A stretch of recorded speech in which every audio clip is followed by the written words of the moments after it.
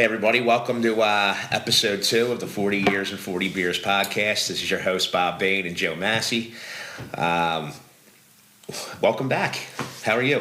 I'm good, man. How about you? We learned a lot. Yeah, you know what? We talked about it. I think one thing is we are both really excited and passionate about this. And we just kind of rushed as opposed to taking our time. And that's one thing we discussed we're going to do going forward. Really excited to be here this week. You know, we are brought to you guys by the official cocktail of the 40 Years and 40 Beers Brokeback podcast, Mountain, man. Mountain. I'm telling you. Half red wine, half Mountain Dew. This thing is phenomenal. I'm a big fan. I never thought I'd be into a fruity drink like this, but... You know, I'm really, really excited. What's fruity about it? Red wine and Mountain Dew. What's fruity about that? So it doesn't... You act like I got an umbrella in it or something. I guess because it's... julep. I guess because it's... I guess because it's not carbonated, and it's just... We're not going to stop making drinks. This is the official we're gonna have drink a whole for episode 2, because okay. we're not going to stop making drinks. So, again, I'm going to admit it. We got to keep... We'll keep thinking of different cocktails and keep messing with it, but for now... We're on the Brokeback Mountain. Well, I'm going to admit it, and God, our friends are going to destroy me for this. I'm a big fan of this drink. Talk about destroy. I used to order just regular white wine spritzers wherever I go, right? You know this. We go to the bar, a wedding, whatever. And one time a gay bartender, I ordered 2 because... You know, like if it's open bar, like I'll get 2 so I don't have to keep going back. And I ordered 2. But you're still back every 10 minutes anyway. Yeah. Well, because they go down, they're different. It's not like hard whiskey, you know what I mean? Free. But, well, yes. And so he's like, I would pretend like one was for me, one was for April. And he's like, I know they're both for you. And the gay bartender was making fun of me, like, really? You're going to be double-fisted with the white wine spritzers? And I'm like, cuz just pour the drink. You know what I mean? Like, yeah, I mean, I've had everybody destroy me, so you're going to have to get used to it. So when did this cocktail enter your repertoire? When would you say, because I know at 21 years old, you weren't going into Tiki Bob's ordering spritzers because you would have got punched in the face. You know, no. Whenever Bronx Tale came out, and I saw Lefty doing them. Donnie Brasco. Yeah, Donnie Brasco. Man, how you 96, 97, when he slid the when Lefty was getting mad at Donnie in the beginning, and the bartender slid the spritzer down. He's like, have a spritzer. Hey, left, have a spritzer. And I'm like, I had no idea what it was. So however you would find out about stuff like that in 97, I don't think Google was there yet. I ordered one, and I fell in love with it ever since. Because, like, I'm not a big beer drinker. I don't keep beer in the house, but I like to drink. I always liked to drink beer. But, like, even my dad used to drink woo-woos, the peach schnapps, and I forget what's in it, but peach schnapps is the main ingredient in a woo-woo. My dad never drank anything but woo-woos. He wasn't a big drinker either, but he never drank anything but woo-woos until he passed. And so, I don't know. My version of that is just a white wine spritzer. I felt like I needed something because I never did whiskey. I never did Baileys at Christmas time. It was always just, as a kid, like when you hit 21, it was always just beer. And And for some reason, so Cohen Lime. I don't understand why everybody who's 21... Or Long Island iced teas and tiki bombs and stuff like that. But that was like, you couldn't get a good Long Island iced tea if you didn't go to the 5 spot. You couldn't get a tiki bomb if you weren't a tiki bob. So like, but other than that, as a kid, you just drink beer, you know what I mean? And then, like, I needed something else that was different, and that just happened to be my thing. So, speaking about fathers, you know, it's funny. I'll tell you about my father when he was drinking. You know, my father actually passed away 3 days ago. Was the 2-year anniversary. Yes. Yeah. Right. And, you know, in honor of him, I actually have this vintage 1988 Birds at the Beach T-shirt. It's original. We found it up in the attic. It was still in the plastic. That's awesome. It's amazing the stuff that he actually saved. So, you know, go Burrs. My father was just nothing but Budweiser. And he would usually go, you know, to the bar on Thursday nights after work. And, you know, that was his thing. If he wouldn't go to the bar, Mass, this is, oh, my God, you're going to laugh. He would get a radio and sit in the dining room and drink Budweisers. And next thing you know, I'd be up in bed at night and you'd hear them through the vents singing God knows what kind of music. And dude, I would sit there and piss myself. I'm like, what the hell is he doing down there? I'd be down here at the vent listening. Right, that was one of the crazy things about my house growing up in Southwest. The vents, yeah. We could hear everything. If my parents were downstairs arguing about me, or my sister, they or my were brother, talking about you. Not even an argument. I could hear right through there. I'm like, they don't even know that I can forgive them. It was really, really insane. Well, because they were never in your room listening to you in the living room. You know what I mean? So yeah, like they wouldn't know. But yeah, that's crazy. So speaking of back when our parents were drinking and just talking about being back at our homes in Southwest, what are some of the things that you see or remember that instantly bring you back to like your childhood? I just put this in a song. When you have a window unit, a window air conditioner, and the drip when it's running and it drips onto the floor outside, the smell from that drip from the air conditioner, it immediately brings me to Wildwood. It immediately brings me to the Siesta Motel, hanging out with my cousins when I was a kid. That musty air conditioner smell? No, the drip outside. I know what you mean. The drip from the air conditioner outside, or just even like to hear it running and see it dripping.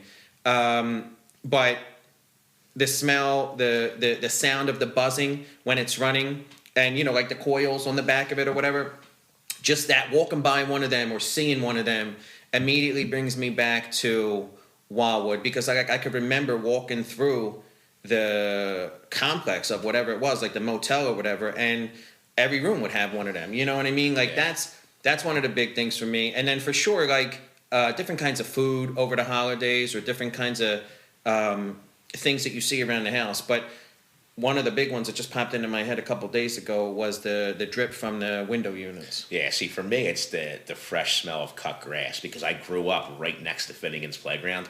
So whenever I smell cut grass, it makes me think of just summer, everybody being over at Finnegan's Playground playing basketball, playing baseball. Yeah. I love that smell, and it instantly brings me back to being 8, 9 years old, which, now that my youngest son is 10, I realize it's probably the greatest time of your life. Oh, yeah. Right? That, 8 to 12 area. And you got it made.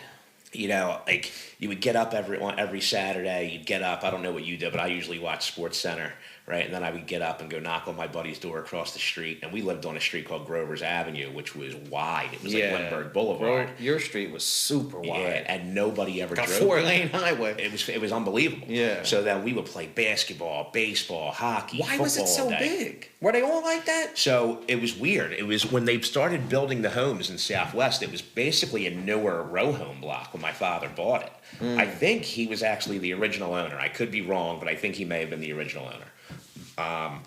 The houses were wider. So most of the row homes in Southwest were 16 feet wide.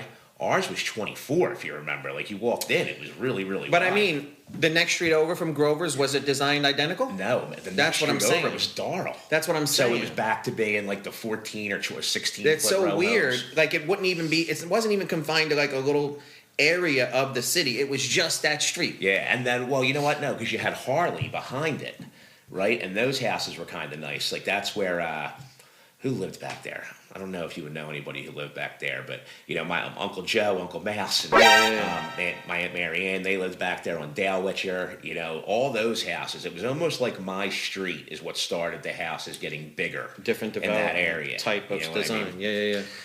And, just thinking about all that stuff.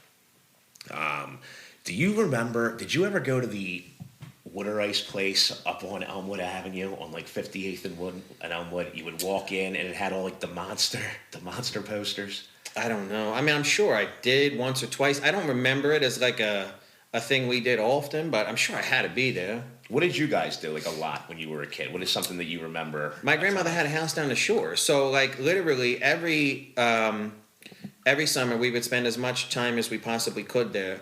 And I would remember my dad would leave work early on Friday. We would all drive down, stuck in traffic, like whatever it was. We would spend all night Friday, all day Saturday, all day Sunday. He would wake up at like 4 in the morning, 3, 4 in the morning on Monday, put us in the car asleep, drop us off at the crib, and then go straight into work. To go to work, yeah. And he did that every weekend for multiple summers because, and like that's where I learned how to cut grass. We didn't have grass in my house. You know what I'm saying? You didn't have a lawn. We didn't have a crawl space. The first time my uncle sent me into the crawl space, I was scared shitless. Yeah. It was so wild to me. Like, what is this under the house? I had no idea. You know what I mean? But like that's 8, 9, 10. Because we used to have to winterize the house at the end of the summer. Okay. And when they all got so big, they were too fat to fit under there. You know what I mean? So they would send you under. Yeah, and they would talk me through it. There were no cell phones. They would talk me through it from the entrance. And like, you could only go so far before it got dark and you couldn't hear them anymore. And then like, that would be my limit because I was spooked out. But the winterizing the house, going under the crawl space, cutting grass, and like, okay, you go through the line, and then the cut grass makes the line, then you put the mower in the middle of that line and make another line. Like, I learned all that stuff between that age of like 8 to 12, 8 to 15. But in the summer, that's what we did. And during the school year, it would be football out front. We would walk to Barlow's and Pat's, like up there where the DMV is and all. Like if we had to go get something, but that was it. I mean, we didn't meet you guys until 8th grade. 8th grade. We didn't meet, like I didn't know Vito, Bernie, Rebel, Vinny, any of those guys until I got to high school. Yeah. I connected with Bernie. He invited me around. Then I met April and Becky and all that. But like, I was like in my own little bubble out by the airport. You know what I mean? Yeah. But Wildwood was, in the summer, Wildwood was the thing for us. And as I got older, me and April would go down sometimes like in October or whatever, like if we had the house to ourselves. But it was really just Wildwood. And that's what I'm saying. That smell from the air conditioner brings me back to summers as a kid. Well, you know what got me thinking about this too was I have this TV service where I can watch shows from the past, and I was watching Alf. And Alf is phenomenal, dude. Yeah. And I said it to you earlier when we were just setting up. I said, why don't we have shows anymore with fuzzy little aliens running around? Alf was so... I loved Alf. But when, like, there's shows where... So at the end of that, right? And I hope you remember this. So... Remember one big thing about being a kid was obviously you usually only had one TV. Like maybe your parents had one in their living room, in their bedroom, but you didn't have one in your bedroom, and there wasn't one in the basement. Me and Beans didn't have a TV. So every night you usually sat down and watched TV together as a family for the most part. Right? You were watching shows. You had to watch what they watched. Yeah, whether it was like Alf, the Hogan Family, Fresh Prince, whatever people were watching. My pop would do Mad John Wayne stuff. Yeah. So I was watching Alf the other day, right? At the end, it would always be like at the end of the credits, the production company that did the. Do you remember there were a ton of shows when we were kids, and it would be like, Sit Ubu Sit, Good Dog, Roof. Yeah, we had a Weimaraner. Is that what it was? Is that who Ubu was? Yeah. How do you remember that? Because we had one, and okay. My dog's name was Isis. The nickname was Boo Boo because my mom thought it was Boo Boo. Of course she did. Sit, Boo Boo, sit. Mm-hmm. And I don't know why she would call a dog a kitty, but the dog's nickname was Boo Boo Kitty. And she got that from the commercial. Do you realize that in Jay and Silent Bob Strikes Back, that Jay nicknames Shannon Elizabeth Boo Boo Kitty Fuck? Yes, yeah. Boo Boo Kitty Fuck, yeah. But that, again, that's like, I hear that, right? And right away, I'm back on my living room floor with my footy pajamas on that I remember I used to run around and I would slide through the living room like I was on ice skates, right? I would think I was ice skating. Yeah, it's not just, like, every time I see a window unit or hear it, I think about Wildwood, but more rare stuff like that happens every once in a while. But yeah, like I could remember, like tons of us being on the floor in my grandmother's house, just watching TV. Like with the elbow up like this, Yeah. or you might be able to steal one pillow from the couch. And because like my grandma Massie's house had my Uncle Steve and Kelly, my Uncle Dave, Joe D. There were tons of people who would always come in and out. She's right on the corner of 20th and Woodstock. So Nick's Roast Beef was down the street. There was a, I don't know if he was connected or what. There was some kind of bubblegum gangster on the corner. He used to run numbers out of a little... Oh, South Philly Willie? No, his name was Pooch. But like... Yeah, no, I remember... Remember South Philly Willie? He used to drive around in the Cadillac, had the hat? Yeah. He was a numbers guy, too. Yeah. What was the difference, right? So, what does it pay you? Like 3-1 or something on... And Big. like 7-1? It's 7-1 it pays out on the street? Do you know? Big. A point is 10%. Right? So, like, if they tell you 2 points... the interest is 20% of whatever the loan is. No, I'm not talking about the loan. I'm talking about the numbers when they're doing like the daily number. So you can either play the number with the lottery, right? Right. Or you have guys on the street who take the number. Yeah, And You're not talking about sports betting. You're talking about lottery. No, I'm talking about lottery. Yeah. So it on was the just, street, it pays like 7-1, I think. Where so Yeah. like, why are people just going down and finding these people standing around South Philly? because 9 times out of 10 you don't hit the lottery. Yeah, exactly. 9 times out of 110 you don't hit the lottery. But you're still paying the same money for a higher payout, right? So it's a win-win. It is a win-win. Yeah, but not a lot of those existed. Yeah, I guess they don't exist anymore either, right? I guess there's just not. Never. You never find one of them. You don't have the 70-year-old guy Think smoking about a it. foot-long cigar. They legalized sports betting. They never legalized non-state ran lottery. Huh, who are you talking about? Kill me. Yeah, you know what I'm Kill saying? me. But yeah, no. But the TV show thing, that's something I've been thinking about a lot lately. Like, I think I told you that. That's a great point. Better than the air conditioner, TV shows will definitely snap you back. Yeah. For sure. Yeah, and it makes me think. Like it's so funny what you just said about 15 of you guys laying on the floor at your aunt's house. When I was a kid, we used to, switch up every year for Thanksgiving. We'd either go to my aunt's house in Lawrenceville or then it'd be at my house. Later, as it got later, my sister started having kids, my cousin started having kids, and our houses just weren't big enough anymore. So we ended up going to my cousin's. But I remember, we would have like 14 people, in my house for Thanksgiving or on a Sunday for dinner. There should have been 14 people in my house. It was the best. Oh yeah, absolutely. Just you got like 8 I would people so on the couch. look forward to being at the kiddie table or just being there. Even now, like we still rotate. Me, April, and the kids rotate Thanksgiving. One year we do my family, one year we do her family, and either one. Like I've been with her family since '97. Like I was there before a lot of the kids came and a lot of other people. So like I enjoy either one, but I still at 43, I still look forward to going in that house, no matter how big or small, with tons of people. I still look forward to it. So, yeah. I mean, unfortunately, I don't have that. I have a small family. Right now, it's me, my sister. I have 2 cousins. I have 2 cousins on my, 5 cousins on my dad's side. Hardly really see them. They're spread out all over the country. So right now, it's really just like me and my sister. But it doesn't make it any less special, though. No. Listen, it's for some of the greatest days of my life when I get together. And your kids are going to look back on it in 30 years the same way we're looking back on it right now. You know what I mean? It's still going to be a good experience for them.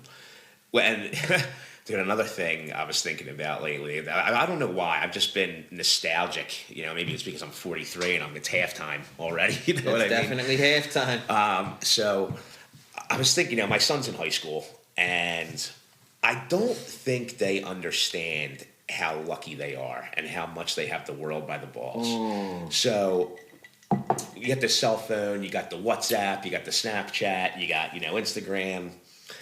He can talk to any girl the he gaming wants. computers. Yeah. But no, I mean, talking to girls. Oh, right? yeah. I mean, I don't know if he's really, really interested in that yet, but I mean, Massey's 14 years old. They're starting. He's starting. Yeah, he's definitely, he's not, sure. he's definitely. No, I see, like if we're in a car together or like if I walk by it, I see broads Snapchat Rocco all the time. Yeah, but think about this. So my hands used to sweat when I was a kid because I used to have to go to my kitchen. Oh, yeah. I used to have to get on my phone that had a cord, Yeah. so my parents would hear what I was talking. The whole about. house. If you did that on Thanksgiving, Oh, it's like impossible. But hold on, let me, yeah.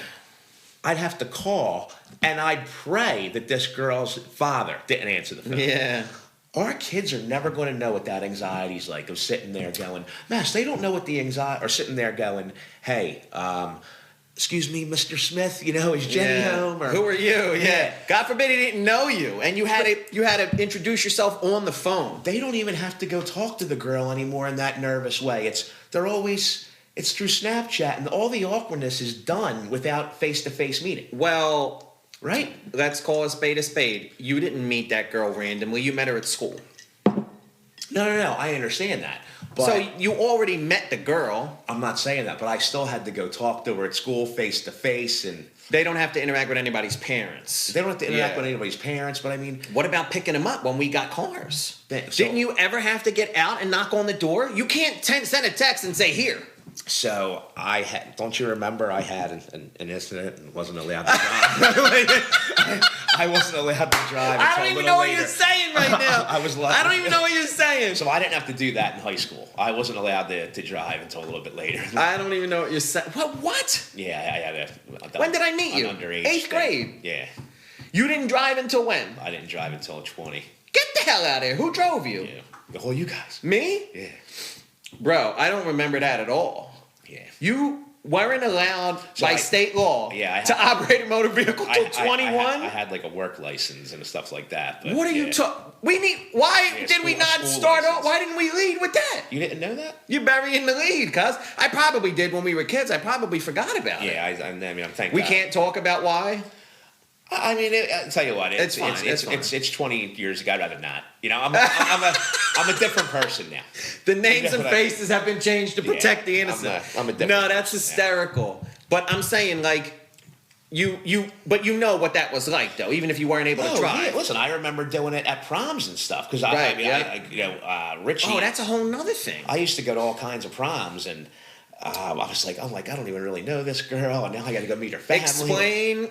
So forget about the anxiety part for a second. Explain to me what a typical prom, pre-prom, getting dressed, taking photographs, getting transported to the prom. Explain to me what that was like when you went through it. So when I went through it, I mean, I was usually with a group of friends. I mean, so we always went with about 3 or 4 people, so 3 or 4 minimum couples, right? Minimum. For the most part, I mean, even starting sophomore year, we always took limos. Sophomore year of high school. Yep. And it was usually abroad. One of the people. So you're saying 3 couples. 3 to 4. So let's say 4 couples. One of those 8 individuals, typically a woman, would be responsible to order and pay for the limo and collect money from everyone else. Typically. Rarely. If it was her prom. Usually if it was one of the 8 people, but one of the 8 people were responsible. One of the 4 boys or 4 girls was responsible for the limo. Well, her mother, usually. The mother, like, she would coordinate it with her parents. And they right. Yeah, absolutely. But she would coordinate it with her parents, and she would collect money from everyone else. Did something happen? Did you have a bad experience with the limo? No, I think that the whole... Okay, so that covers the limo. What happens the day of? The day of, so usually the day before, you're going and getting your tux, right? Usually get it the day before, make sure it fits.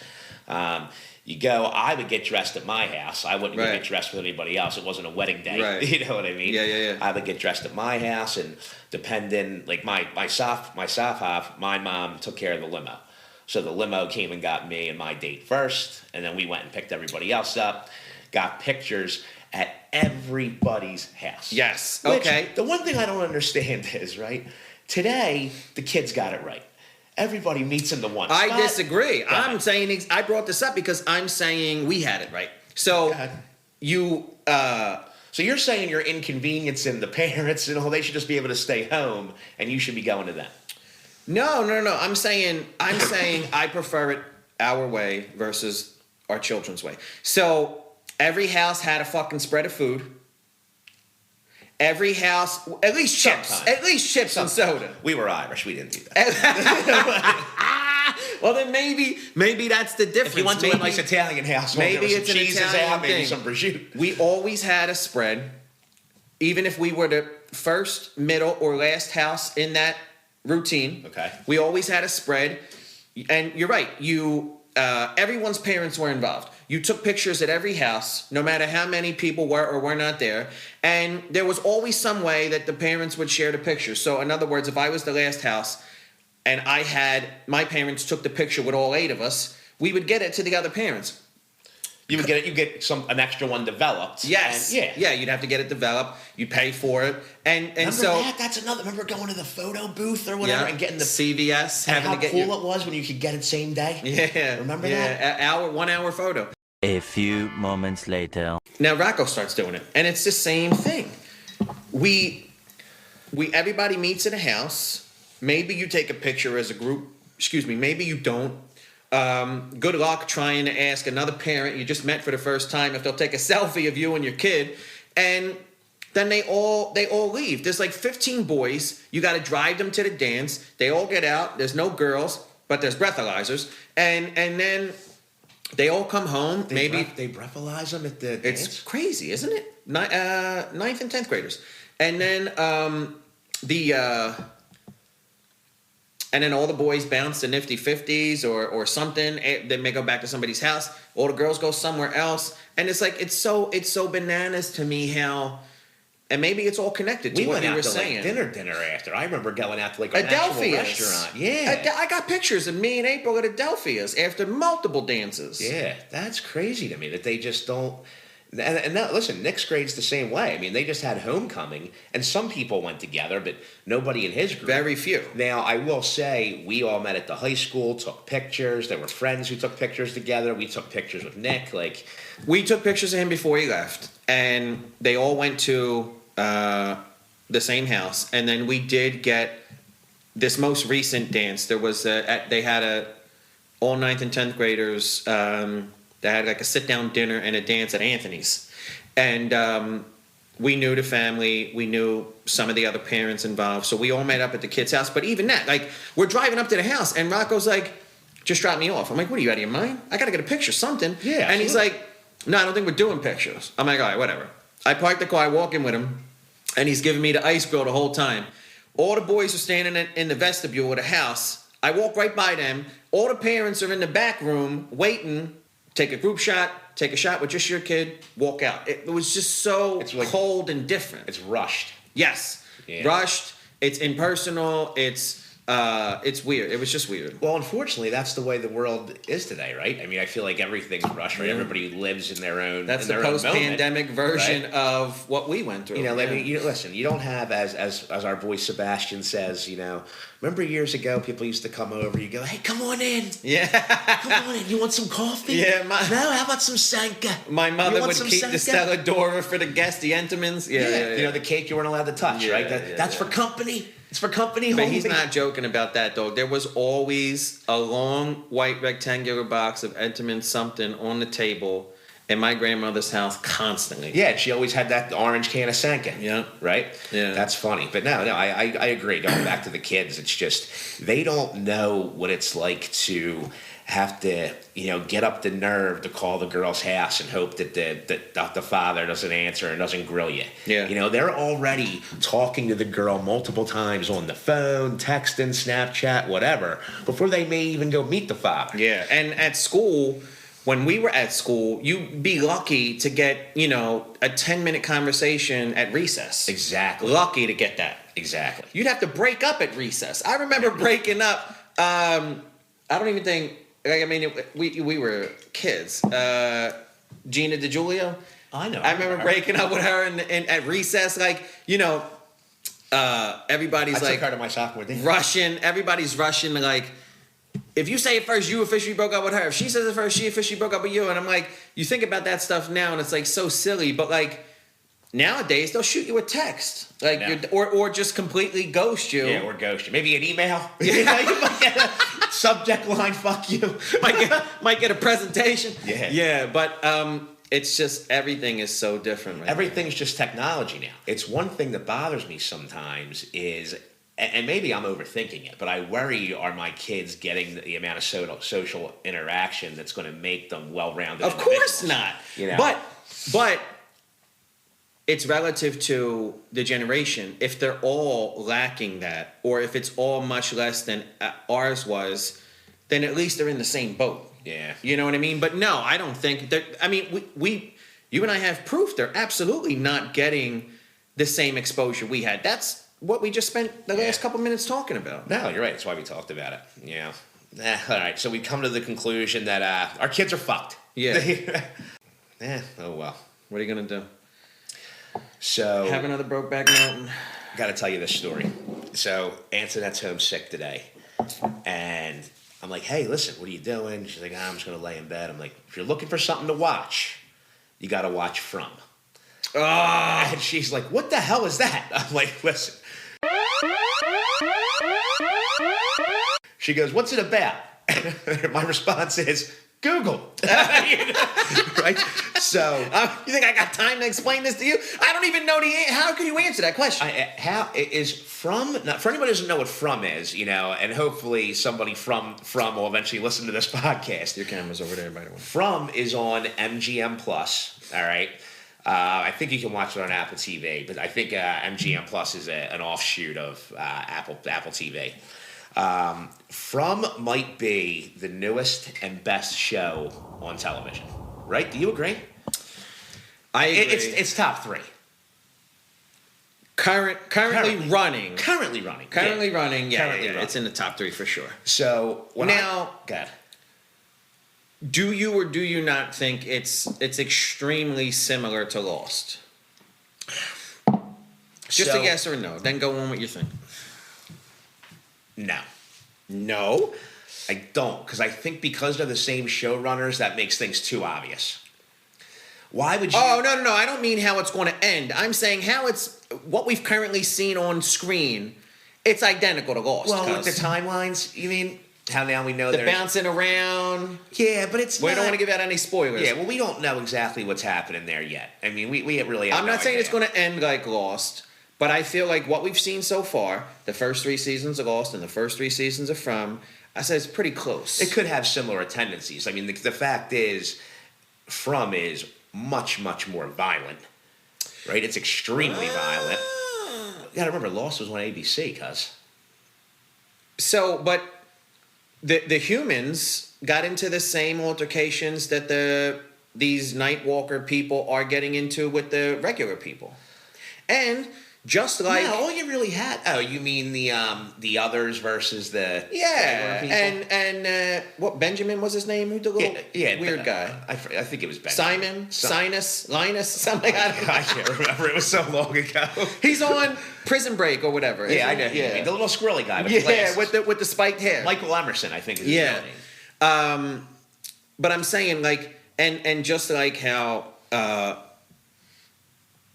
From they argue and fight with each other more than the monsters.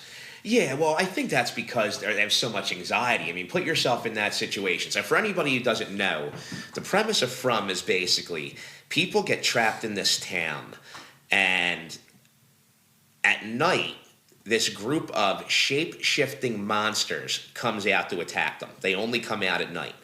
They can protect themselves with these talismans that they can hang into a house. It has to be hung. Right, it can't be on the floor. In some sort of enclosed cave or 4-walled shack or home or something. And then the shapeshifters can't get to them. Now, the shapeshifters are ridiculously violent. They disembowel you. They rip your throat out. They're extremely strong. They're supernatural, superhuman something, yeah. And so I don't know that it's completely similar to Lost. I mean, Lost is about people stranded on an island. Yes, I understand they're stranded. So wait a while. But tell me how the others are just like the monsters. But the island is just like Fromville. The premise is identical. But it's not, because they can get off the island without going through something or they can get off the island without going through something magical. No, they had to go through that crazy storm or whatever. Well, that was to get back to the island. To get off, they just took a regular flight. Because don't you remember the reason the plane went down was because of the electromagnetism. Where are you getting where are you boarding a regular flight on the island? What are you talking about? They flew one off at the end. The very last episode. They flew a regular plane off. The Algier plane. But that's because it came there in search of them. No, I understand it. What I'm saying is, Fromville, you can't leave. You can't. Like, the only reason, think about Jade, Michael. not Jade, what was her name? The broad. The main actress. Tabitha. Tabitha found a way. Yeah, but again, she had to go through a portal of some sort, right? Remember? So, in Lost, right? There's still a portal even involved, when Michael, you're stretching now. Even when Michael wanted to try to get off the island, right, on his raft, he could have gotten off the island if he wanted to. The only reason he didn't get off was because human beings, the others, stopped him in their real boat. That was the only. It wasn't like some mystical force. I'm not saying it's not more advanced. I'm not saying it's not gripping and phenomenal in its own right. And I'm going to go out on a limb and say I prefer it over Lost. But there was the weird ocean sky portal thing that they had to get through to come back. It's pretty identical to the tree, cuz come on. It's not that far off. You're stretching now. Well, no. I agree that but it wasn't. You need to go through some sort of weird make-believe portal to get in and out of Fromville. And you only needed to go through some weird sky, ocean, tsunami thing to get back in to the island. I'll give you that. But they're not that far off from each other. Now, what did you think? What is your favorite season? I'm going to say, right now, I'm going to say 1 because I came in very late. It was new. Even though it's very similar to Lost, Lost is definitely going to go down in history as one of the top 25 of all time. And because it was so new and it was so similar to that as being groundbreaking, like, I'm going to say season 1. But I don't know. I don't know how I feel about the ending of season 3. So what's his name? The guy with the scar. Not the man in the yellow. Smiley? Not Smiley. The good guy on our side, on the Fromville people's side. Jim. No, it's not Jim. It's what man with the scar? The guy, the kid who used to sleep in the bus all the time. He's the younger. Oh, the bald-headed cat. He took Julie driving. The bald-headed cat. Yeah, what's his name? I don't know. But the bald head. So, did you notice that the man in the yellow didn't he have a scar? Or he doesn't have a scar on his face yet. Victor's father's house, and Victor was showing Tabitha all the paintings.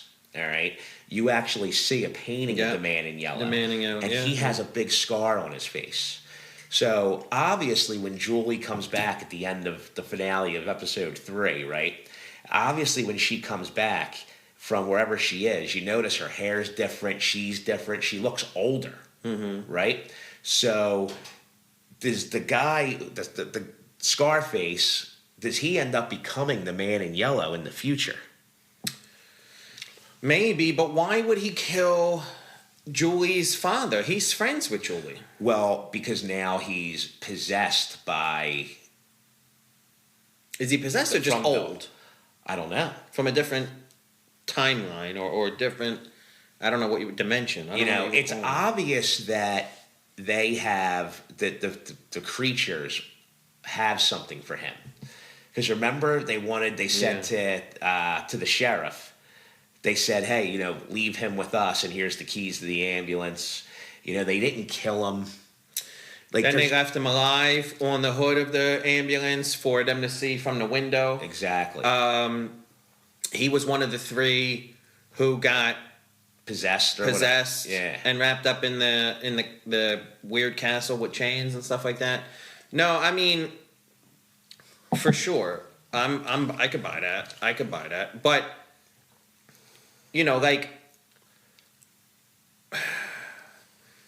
for me, what did you think the point of Lost was? They were all dead? That was some sort of purgatory? No. So what was the island? So the island, they were really on the island. The island was a real thing.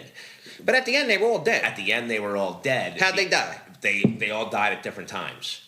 So then the island couldn't have been a real place. Now, when they went to heaven together, they went to heaven together because they were at the happiest in their real life when they were all on the island together. But I'm saying, if everybody died at a different time, That's why people were there in the church waiting, because Jack was the last one in real life to die. Yeah, You know what I mean? but some people died season 1, season 2, season 3, season 4. But you still saw, if you're alleging that some of those people died across the various seasons, you still saw them on the island. So the island couldn't have been only a real place. You saw them on the islands, when they were like as ghosts? That's what I'm saying. If you saw them on the island and they died previously to the plane crash at the end, they had to have been. Well, they talked about the island was a source of the energy source, right? So it was a real place that had that existential energy, existential energy source. So maybe that was the reason. But for the original people on the original flight, the island was a form of purgatory. No, the island was a real place. I understand. Yeah. But with some sort of supernatural component to it. Fair enough. And this supernatural component became purgatory for the people that you saw on the screen sometimes. You give me that? Maybe. We don't know for sure. It's a theory. Nobody came out and said Massey's right. It's a theory. So You're digging. I'm not digging. I'm definitely not digging. I might be wrong, but I'm not digging. The island was a real place and remained a real place. But there was definitely supernatural activity. The fucking smoke, the bears, all that shit. So now but the bears weren't supernatural. They were there from the Dharma Initiative. how long you think a bear survives on that fucking island? Come on, dog. No, I have. Okay, Don't kid yourself. So you're better than this. So the You're bear. better than this. All right, the island may have kept the bear alive, but the bear wasn't supernatural. But, All right, give me no, I'm saying there was a supernatural element on the island that had a hand in things. Fair enough. Okay, so the island was a real place throughout the duration of the show. There's a supernatural element that may or may not have kept a vision of people there beyond their actual lifespan. Fromville is identical to that. We don't know if these people are there or not. What's his name still sees the priest. Why is it when anybody can't explain anything, they're dead? They're all dead. Why is that? The priest is totally dead. But Fromville, And he still comes back constantly. But see, and that makes more sense in Fromville, because we know Fromville from the gate is way more supernatural. My than we point get from is, the beginning of Lost. From may be giving us fresh insight into Lost situation. So they may be dropping an Easter egg or two. You never know, but You can't deny the fact that Fromville is a real place, but it has supernatural tendency, an element to it, aka the monsters. correct. Okay, and if the monsters can be The monsters, the Ookie Gookie kids on Kui. on Kui. Yeah, ookie gookie. I'm like, what the fuck is he talking about? If Fromville is a real place and there's portals involved and it has supernatural components, the island was a real place. There was a portal involved and it has supernatural components. These shows are very, very similar. You started off by saying you didn't think they were. They're similar, but I don't think they're going to be. I'm not saying it's going to end with. I don't think it's going to end a bus crash No, and I they agree. all go to heaven in a church. I'm not going to say it's ending the same way, but so far they're very similar. So it doesn't remind me of Lost. When I'm You're watching out of it, your mind. When I'm watching it, it doesn't. I'm fully engaged. I'm totally sunk into each episode. I love it. But off the rip and constantly throughout all 3 seasons, I'm saying to myself, this shit is just like Lost. I can't believe you're not saying that to yourself. I'm not. You know why? All right, I'm because not we mad at you. talked about That's this. why they make chocolate and vanilla ice cream. I'm a glass half full kind of cat. That's We why talked they make about chocolate and vanilla ice cream. You know, I don't You're wanna- entitled to your opinion. I'm not going to sit there and take a good show and ruin it by saying to myself. By saying it's identical to another great show? By saying, how's that ruining But it? you're basically saying, I've seen this already. No How's reason that to, ruining it? No reason to finish watching. It's like Lost's little brother. How's that ruining See, it? I'm They have the starting- same parents. See, I'm starting to wonder if From is Lost's father. I think From would end up being better. They're related. I think From would end up being They better. grew up in the same house. They did. There might be stepfather. They have the stepson. same parents or grandparents, the creators. You're crazy. So I'm not I shitting on think it in From is any better. way, shape, or form. All right. Well, listen. So you heard our opinions. Maybe Definitely- she'll watch this before she actually watches the pilot. She might. She might go out there, watch Lost, or go watch Lost. Tone, watch listen, From. Listen to me. Look, come here. It's just me here right now. Listen to me. Do yourself a favor, all right? Just hit play. That's all you gotta do. Just press play, and I promise you won't be upset. From's a fantastic show. So I've heard a rumor lately that you've been having some heating and plumbing issues. not a bro. rumor, dog. I mean, so it started on the 7th, right? So January 7th, all of our alarms go off at 6 o'clock. 6 a.m. 6 a.m. Yeah. It was a school day. Freezing outside, single digits in Newtown Square, and so we wake up. The routine is usually me and April go downstairs. We get things started in the kitchen, and Rocco usually hits the shower because he's got to leave first. So we're walking down the steps, and April's like, "I smell water," and I'm like, "What do you mean? How do you smell water?" And she's like, "I smell water." I'm like, all right, whatever. Like sometimes, like I haven't had coffee yet. Like I'm like, she's out of her mind. So she makes her way into the laundry room, and it's filled with water. The floor is filled with water, and we have like a double split level. So the boiler room ceiling has a cutout in it, and pipes are going through, and it shares that cutout, and the pipes go into the floor area of the laundry room, and so we see that soaking wet, and I'm like, this isn't it. Like, this isn't the root of the problem. Coming out of the pipes. So we go down into the basement. The boiler room's in the basement. And I have a boiler, an electric hot water tank, the main Verizon equipment, and the main circuit breakers for the house in a little tiny closet in the basement. There's only 2 non-copper pipes, the blue and red PVC pipes going to and from the boiler and the hot water tank. The guy said it was like an old school money-saving trick. When the boiler's heating up water in the winter for the radiators, it sends some of it to the pipes for showers and the sink and all. So I get down into the boiler room, and the red PVC pipe is split in half, and water's shooting directly out into my face. It's shooting... Not only is it shooting into the hole where the cutout is, and so it's leaking onto the laundry room floor, it's shooting directly onto the main circuit breakers for the house. Jesus Christ. So I had no idea what to do. I didn't know where the main shutoff was to the house. I had no idea. So I'm standing in a puddle of water in this little closet. It's shooting onto the thing, and it's shooting onto my shirt, and I'm freezing, and I'm like, just get me some tape. In my mind, I knew it wasn't going to do anything for the leak. I just wanted to get it to go straight down instead of shooting out onto the circuit breaker. So I wrapped some duct tape around it. Now it's shooting straight downward. As I walk out of the boiler room, I hear a giant pop and a spark. I yelled. Everybody yelled. I said, we got to get out of here.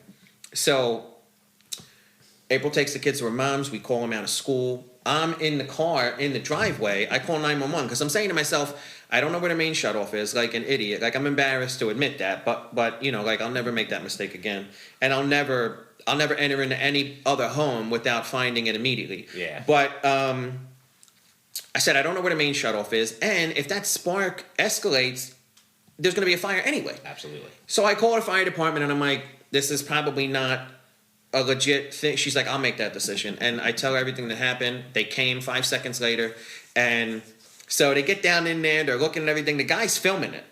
Like, I don't know what they do with the footage, but the one guy was just filming the entire walk through the house and the whole event. He was filming us all. Like, they had a cameraman with him. And the guy goes, you got to trace it. He goes, boop, boop, boop, shuts it right off. I'm like, as he's walking to it, I'm like, no, that only does the hose outside. He's like, good thing he ignored me. He's like, yeah, whatever. Boop, he shut it off in 3 seconds. I felt this big.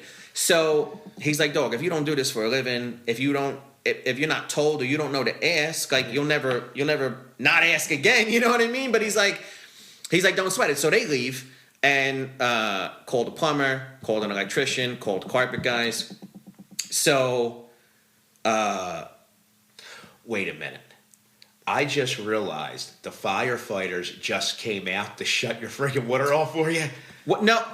They did that because they needed to. Okay. But I called them because there were sparks. legitimate sparks and Okay. smoke, and it was pouring. But that was the job they did. That They was the went- job they performed. Their services were used to shut off the valve. So, but the boiler has electrical components, and it was pouring onto them too. So the plumber comes, and all he does is he puts a valve in. He cuts the PVC pipe where it was split and puts a valve there. Because, like, this is like DEFCON 4. There's water everywhere. Sure. We don't know how long it was squirting out before we woke up. Boom, he fixes that. He goes. The carpet guys come. The heater won't turn back on. So I called a plumber. He's like, dog, I'm a plumber. What do you want me to do about the boiler? Like, we got to send a boiler expert. So he subcontracts a boiler expert. The guy's like, your igniter's soaking wet, pause. And he's like, it's got to dry out. So he helped dry it out, and then everything started working again. The electrician comes. Bo, he was high as a hooker skirt. He's like, yeah, I checked. All the measurements are good. I'm like, you're an electrician. What do you mean measurements? He's like, oh, I mean, the voltage is good. I'm like, all right, cuz, I'll talk to you. So that was the 7th. The kids come home from their moms, from my mother-in-law's. We turn the heat back on. Everything's good. On the 17th, 10 days later, I'm sleeping, and April goes, it happened again. I'm like, there's no way, right? So I come downstairs. The pipe burst again. Yes, right underneath the valve, it split again. So, but this time I knew where the shutoff was. So I walk right over to the shutoff. I shut it off. I'm like, all right, we all gotta, everybody got one more flush on the toilet. Nobody's showering this morning. Everybody's got to get to school. We're not missing another day of school for this. Yeah. Because it's no longer an emergency. Like, exactly. Like I'm going to call all the same people back. And I work from home. So, like, I have that luxury of being there to let them in and all like that. And I had to let my boss know. So, on the 17th, I'm like, it happened again. They're like, no way. I'm like, yeah, I'm not joking. Yeah. You know what I mean? So, the plumber comes back out, and he's like, I'm not messing around anymore. He's like, the water's off. It's not as bad as last time. I'm going to put copper in for the blue and red. I'm like, all right, cool. That makes sense. So he puts copper in. Then the electrician comes back out. The carpet guys come back out. 7 fans running in the basement for 3 days straight, blowing, drying out the carpet. And same thing. The igniter's soaking wet. It won't turn on. The boiler expert comes and he's like, now you need hardware. I'm like, all right, it's Friday night, 6 degrees outside. I'm like, where's the hardware? He's like, well, we got to order it. Now, that following Monday was Martin Luther King. So I'm like, are you guys working Monday? He's like, yeah, we're working Monday. He's like, but I don't know if we're going to have the part by Monday. So 4 o'clock, 4:30 on Friday afternoon, April's scrambling to find a hotel that can fit 5 people with a kitchen. Yeah. Because we don't know how long we're going to be there for. Sure. And we have to cook, certain things for Christian and stuff. So we find a hotel. It's like $375 a night. And we get in, and so we get settled in a hotel Friday night, Saturday, Sunday. We're just chilling in a hotel, making the best of it. So Monday morning rolls around, and I say to myself, like, I just got to be at the house for when these guys start coming back. So I wake up at the hotel, I take a shower, I have the breakfast in the lobby, and I'm at the house for like 8:30. Hat and gloves, freezing. I got the little space heater. I'm at my desk, and I'm just freezing. It was freezing in here, It's freezing in here. It was like in the 30s. So I called a plumber, and I'm like, what's going on? He's like, what do you mean? I'm like, dog, we've been without heat since Friday afternoon. We've been living in a hotel. He's like, what do you mean? He's like, they fixed it on Friday night. I paid them. I said, you're out of your mind. He's like, they sent me an email with an invoice. I paid it. We're good. I'm like, we ain't good. We're far from good. so I'm like, let me tell you a short story. We're far from good. So he's like, I don't know what you're talking about. I'll call you right back. He reads the email. The email said, here's the invoice for this visit, and here's a quote for the parts the guy needs. So he subcontracted out the boiler expert because I called him. Okay. You know what I mean? And he had already performed repairs, and like I guess he wanted the business or whatever, so he could have just been like, yo, you're on your own, go find a boiler expert, you know what I mean? But he subcontracted them. So the boiler expert sent him an email saying, here's the invoice for the Friday visit, here's a quote for the parts, and our return visit on Monday/Tuesday. He doesn't read the email. He's an old guy. He doesn't read the email. He just paid the invoice. Yeah. And that was it. So he's like, oh my God, I got the parts on my truck. We could have did this Friday night. I'm like, dog, you're out of your mind right now. If I tell my wife this, she's going to go crazy. So I'm like, well, they said they were working today. Can you get back out here? He's like, we'll see. Now, we asked for a late checkout. So we got to 1 p.m. to make a decision whether we're staying another night or coming home. They show up at 2:30. So we make the decision to not go back because the lady was like, we're dead. She's like, if you guys got to come back later tonight, we're definitely going to have a room for you. Okay. So we're like, all right, cool. So I'm at the house. April and Rocco, all the kids, they pack up we got a wardrobe with bags, everything, yeah. Food. So they pack up and they go hang out at like Starbucks. They're like just chilling around the neighborhood. 2:30 comes, the guy gets here with the part, and I'm like listening to him. And he replaces the part. He's like, turn the heat on. I did. He's like, show me where the thermostat is. He comes back up 5 minutes later. He's like, show me where the thermostat is. I showed him. He's like, yeah, it's not working. Oh my God, that's no good. He goes back downstairs and he's like, I hear him. He's on FaceTime with another boiler guy. And he's like, I replaced the thing. I did this. I did that. He's like, I don't know what's going on. So the guy's telling him to look for different things. He's turning the camera around, trying to show him everything.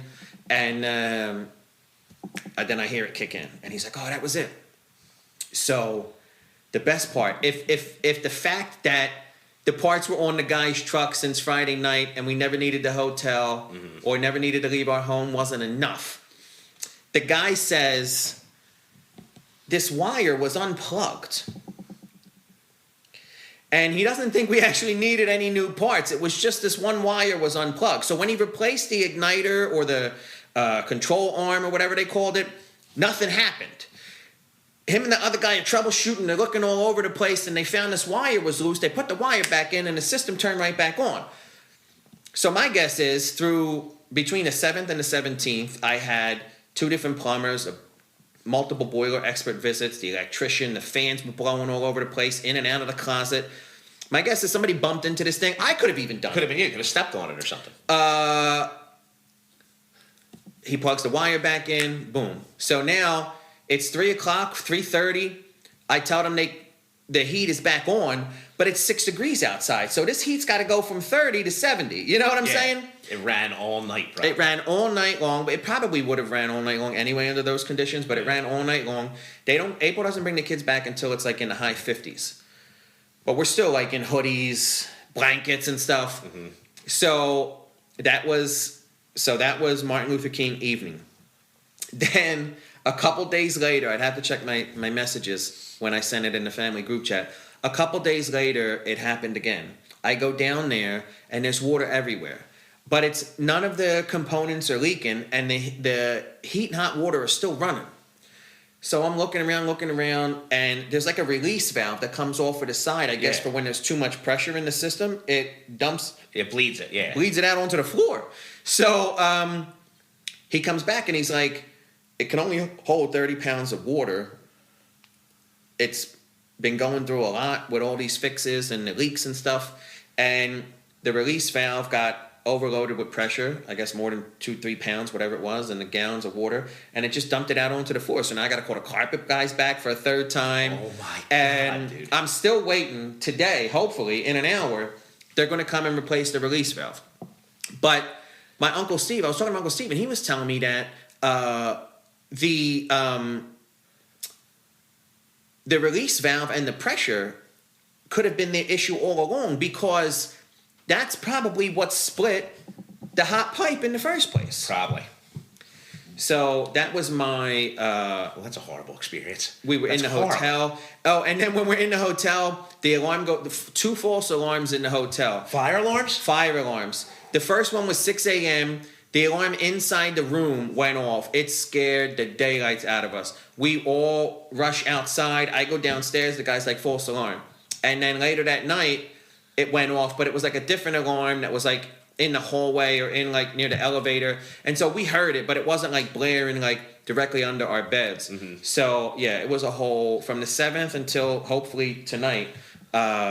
This whole thing was it was so crazy and in the worst time. So I had not a similar experience, but more of an embarrassing experience that I don't want to admit. More embarrassing than calling the fire department to find the main shut-off for your own home? So it was similar. So it's the weekend the Eagles win the Super Bowl. So what's that, 2017, 2018, 2017, I think. It's definitely before the virus. Yeah, it's 2017. Yeah. It's before the virus, obviously. Man, Mass, we got to get you watching the Eagles, dude.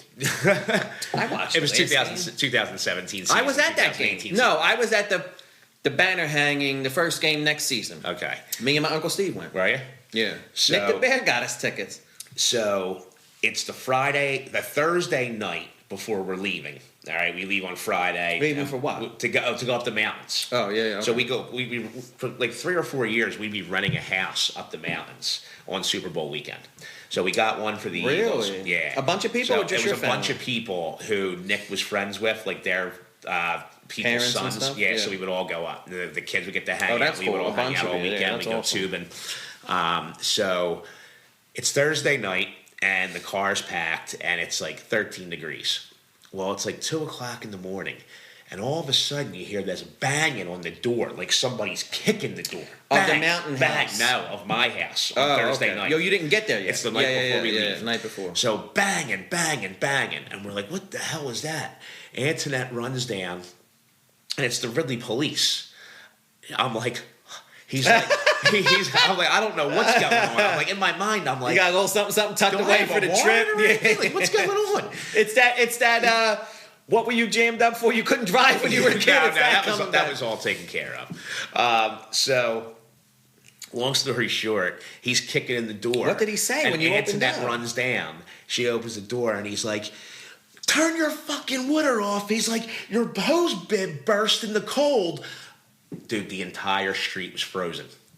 For 3 hours, it broke and was spewing water out because I didn't know you had to turn your hose bib off in the winter.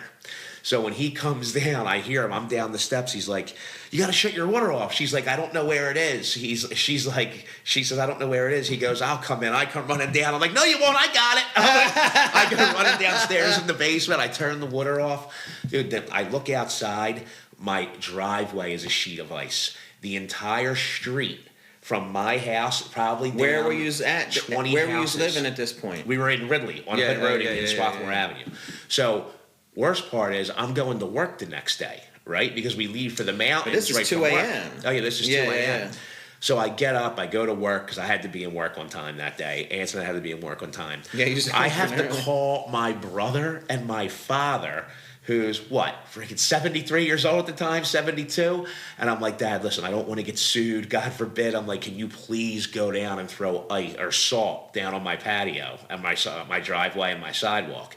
Him and my brother go there, salt my entire driveway, my whole sidewalk, all because at 38 years old, Yeah. I didn't know, 36 I think I was, 36, I didn't know that you had to turn off your freaking hose bib for the winter. Yeah. It was probably a 1/4-inch gap in the pipe, and it was just spewing out.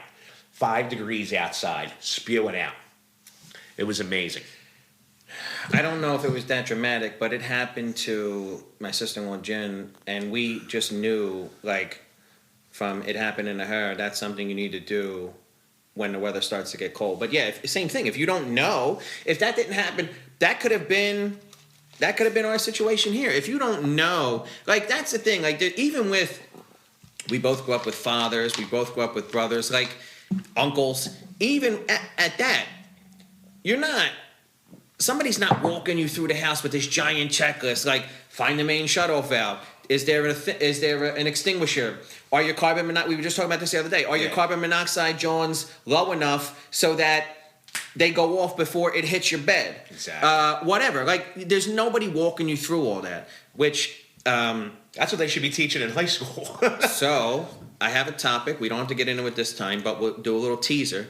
This is why I think I have a segment I want to do on episode 3 where it's not realistic. It would be extremely expensive. I don't think anybody except for the extremely wealthy would be able to pull it off. But I have this thing about hiring a team of experts to follow you around for a week, analyze your entire life, and I'm talking medical, an engineer, a dietitian, whatever, and how much you would learn, how much what do you you would want somebody to change. turn you into Elon Musk? Is that what you want? No, I'm saying like we'll get into it next time. But I think It's not a bad idea. I like it. we're at.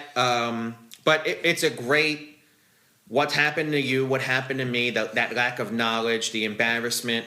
It's a great segue into that topic for next time. But it's the constructive criticism and the negative feedback and the harsh comments That helped you. that helped us the most, for sure.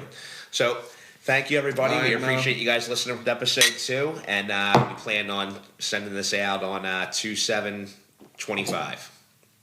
Jen done. All right, thanks, guys. See you later.